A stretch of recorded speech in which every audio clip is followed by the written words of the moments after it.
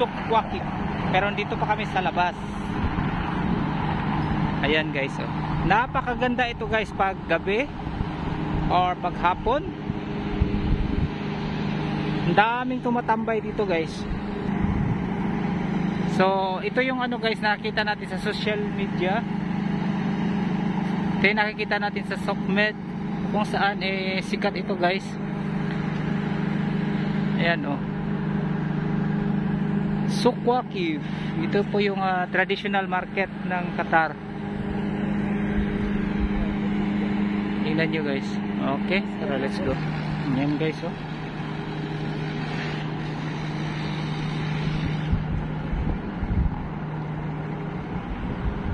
So dito mo makikita yung mga traditional na mga kagamitan ng bansang ito guys. Kung bibili po tayo dito.